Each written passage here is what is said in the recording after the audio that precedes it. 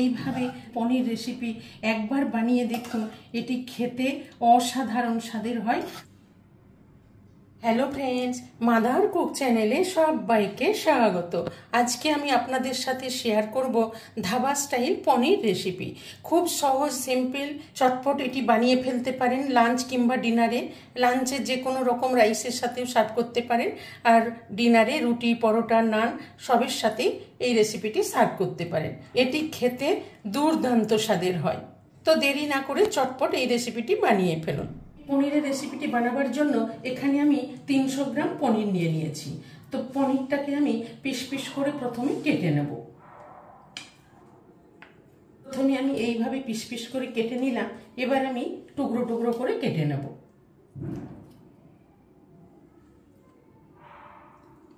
তিনশো গ্রাম পনিরকে এইভাবে কিউব করে কেটে নিলাম।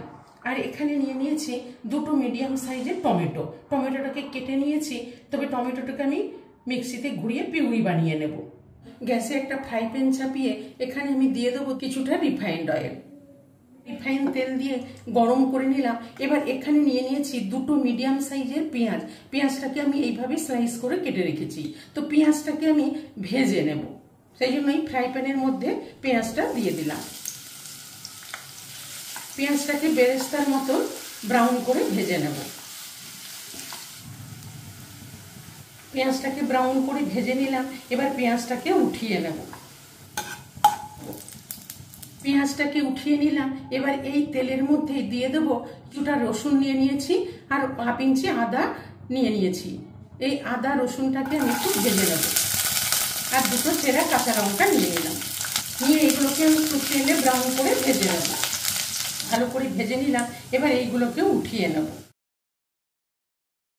সবগুলো ভেজে নিলাম। এবার এগুলোকে ঠান্ডা করে আমি মিক্সিতে বেটে নেব। পনিরগুলো একটু হালকা করে ভেজে নেব। হালকা করে ভেজে নিলে পনিরের কাঁচা গন্ধটা থাকবে না। পনিরটাকে জাস্ট হালকা করে একটু ভেজে নিলাম। এবার পনিরগুলোকে উঠিয়ে নেব। এখানে আর কোনো তেল দেব না, যা তেল আছে এই তেলের মধ্যেই আমি রান্নাটা করব। এতে খুব বেশি তেল লাগে না। এবার এখানে দিয়ে দেব একটা বড় এলাচ, 2 টুকরো তেজপাতা, আর 1/2 চামচ গোটা জিরে দিয়ে ফোড়নটাকে একটু ভালো করে ভেজে নেব। ফোড়নটাকে একটু ভেজে নিয়ে গ্যাসের ফ্লেমটা অফ করে দিলাম। এবার এখানে দিয়ে দেব 1/2 চামচ মতন হলুদ গুঁড়ো, 1/2 চামচ মতো লাল লঙ্কার গুঁড়ো, আর 1 চামচ মতো কাশ্মীরি লঙ্কার গুঁড়ো।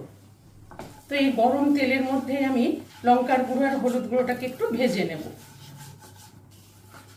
একটু ভালো করে নেড়ে গরম তেলের মধ্যে ভেজে নিলাম।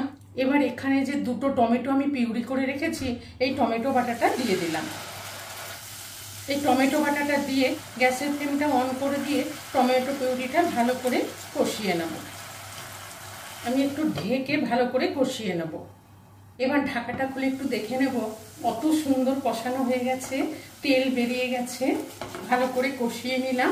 এবার এখানে যে পেঁয়াজ, আদা, রসুন ভেজে পেস্ট করে রেখেছি, এই ভাজা পেস্টটা দিয়ে দেবো।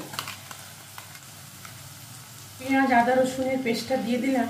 দিয়ে ভালো করে টমেটো বাটার সঙ্গে কষিয়ে নেব।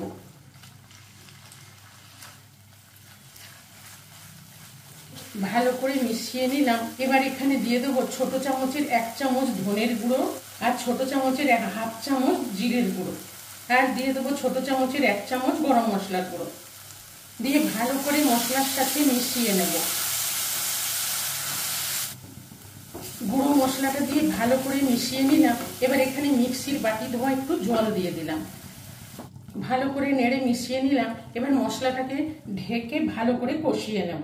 এবার ঢাকাটা খুলে দেখে নেব মশলাটা খুব সুন্দর কষানো হয়ে গেছে, তেল ছাড়তে শুরু করেছে, মশলাটা প্যান থেকে একদম ছেড়ে আসছে। খুব সুন্দর করে মশলাটা কষিয়ে নিলাম। এবার গ্যাসের ফ্লেমটা আমি অফ করে দেবো, দিয়ে একটু ঠান্ডা করে নেব। এই মশলাটাকে ঠান্ডা করে নিয়েছি, ঠান্ডা হয়ে গেছে। এবার এখানে আমি নিয়ে নিয়েছি টক দই। তো এখান থেকে আমি দিয়ে দেবো 2 টেবিল চামচ মতন ফেটানো দই। 2 টেবিল চামচ মতন ফেটানো টক দই দিয়ে ভালো করে মশলার সাথে মিশিয়ে নেব। একটু ঠান্ডা করে টক দইটা দিলে দইটা ফেটে যাবার ভয় থাকে না, না হলে দইটা অনেক সময় ফেটে যায়।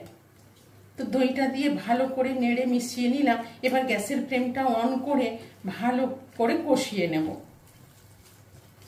এবার ঢাকাটা খুলে দেখে নেব, চারিদিক থেকে তেল ছাড়তে শুরু করেছে, মশলাটা খুব সুন্দরভাবে কষানো হয়ে গেছে। যে কোনো রান্নায় এই মশলা কষানোর কাছে তরকারির স্বাদ হয়। দেখেই বুঝতে পারছেন কতটা সুন্দর মশলাটা কষানো হয়ে গেছে।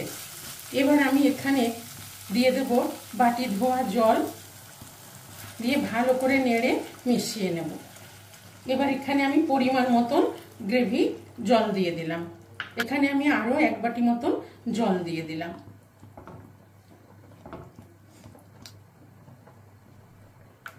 ভালো করে জলটাকে মিশিয়ে নিলাম এবং ফুটে ওঠা পর্যন্ত অপেক্ষা করব। গ্রেভিটা ফুটে উঠেছে। এবার এখানে আমি দিয়ে দেবো স্বাদ মতো লবণ আর দিয়ে দেবো স্বাদ মতো চিনি। যেহেতু টক দই আর টমেটো দিয়েছি, দিয়ে ভালো করে নেড়ে মিশিয়ে নিলাম। এবার এখানে ভেজে রাখা পনিরগুলো দিয়ে দেবো। ভেজে রাখা পনিরগুলো দিয়ে একটু মিশিয়ে নেব।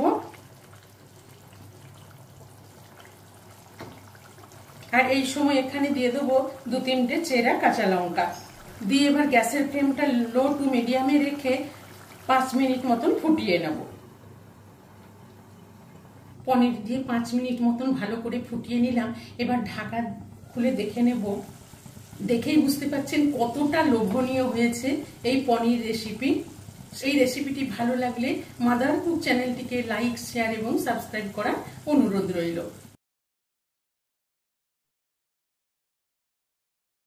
এই স্বাদটাকে আরেকটু বাড়াবার জন্য এখানে আমি 1/2 চামচ ঘি নিয়ে নিয়েছি। এই ঘিটা একটু দিয়ে দিলাম। এই ঘি দিলে এর স্বাদ দ্বিগুণ বেড়ে যায়। ঘি দিয়ে ভালো করে নেড়ে মিশিয়ে নেব। আর উপর থেকে একটু ধনেপাতা কুচনো ছড়িয়ে দেব। এবার দিয়ে একটু ঢেকে দেব যাতে ঘিয়ের গন্ধটা খুব ভালোভাবে মিশে যায়। জাস্ট 10 সেকেন্ড ফুটিয়ে নিয়ে গ্যাসের ফ্লেমটা অফ করে দেব। 1 মিনিট মতো ঢেকে রেখেছিলাম। এবার ঢাকাটা খুলে দেখে নেব। দেখুন বন্ধুরা, কি দারুণ হয়েছে দেখতে, আর কত সুন্দর গামাখা মাখা ধাবা স্টাইল পনির রেসিপি তৈরি হয়ে গেছে। তো চলুন এবার গরম গরম পরিবেশন করে নেব।